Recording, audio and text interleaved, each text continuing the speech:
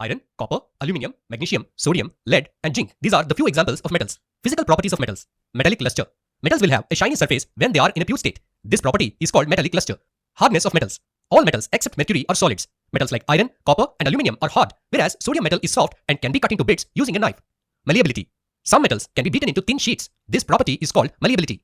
Ductility. Certain metals can be drawn into thin wires. This property is called ductility. Conduction of heat. Metals like copper and aluminium are good conductors of heat, whereas lead and mercury are bad conductors of heat. Conduction of electricity. Silver, copper, and gold are good conductors of electricity. High melting point. Metals have high melting points. Tungsten is the metal with highest melting point, whereas gallium and cesium are the metals with lowest melting points. Sonority. Certain metals produce a ringing sound when hit against a hard surface. This property is called sonority. Such metals are called sonorous. Example, brass.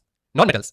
Carbon, sulfur, iodine, oxygen, and hydrogen are some examples of nonmetals. Physical properties of nonmetals. Nonmetals may be solids, liquids, or gases at room temperature. Nonmetals are brittle, means they are hard but easy to break. Most of the nonmetals are bad conductors of heat and electricity, except graphite. Nonmetals are non-lustrous, that means they are dull in their appearance. Chemical properties of metals. Metals burning in air. When metals are burnt in air, they produce metal oxide. For example, when magnesium is burnt in air, it produces magnesium oxide. Reaction of metals with oxygen. Metals like sodium and potassium are highly reactive with oxygen. They may even catch fire by just exposing them to oxygen in moist air. Oxygen reacts with metals like iron, aluminium at room temperature and forms a layer of oxide on the surface of these metals. Silver and gold do not react with oxygen even at high temperatures. Reaction of metals with water. Metals react with water and produces metal oxide plus hydrogen. This metal oxide further dissolves in water and produces metal hydroxide. Metal plus water gives rise to metal oxide plus hydrogen. Metal oxide plus water gives rise to metal hydroxide. For example, potassium plus water gives rise to potassium hydroxide plus hydrogen plus heat energy.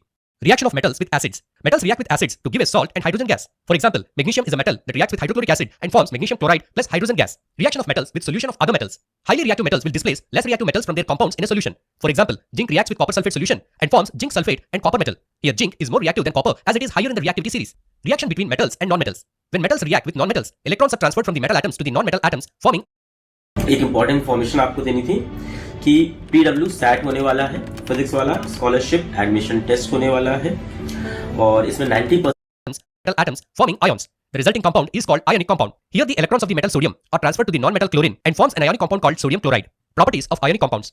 Physical nature. Ionic compounds typically exist as crystalline solids. They are hard since the anions and cations in them are held together by strong electrostatic forces. Melting and boiling point. Ionic compounds have high melting and boiling points. For example, the melting point of sodium chloride is 801 degrees Celsius and the boiling point is 1465 degrees Celsius. Solubility. Ionic compounds are soluble in water and insoluble in solvents like kerosene, petrol, etc. For example, sodium chloride dissolves in water but not in petrol and kerosene. Conduction of electricity. Ionic compounds in the solid state, they do not conduct the electricity, but they are good conductors of electricity in aqueous form. For example, common salt cannot conduct electricity in solid state, but the same common salt in a solution is a good conductor of electricity. Occurrence of metals. Metals occur widely in Earth's crust and are commonly found as ores, oxides, sulfides, and various mineral deposits. Extraction of metals. Metals are extracted from their ores through process involving reduction reactions, often utilizing heat and chemical agents to obtain the desired metal in a purified form. The first step in extraction of metals is enrichment of ores. Enrichment of ores involves increasing the concentration of valuable minerals or metals while reducing the content of impurities. This is done by various physical and chemical methods depending upon the ore. Extracting metals low in activity series. Metals like gold and silver are low in the activity series and are very unreactive. The oxides of these metals can be reduced to metals by heating alone.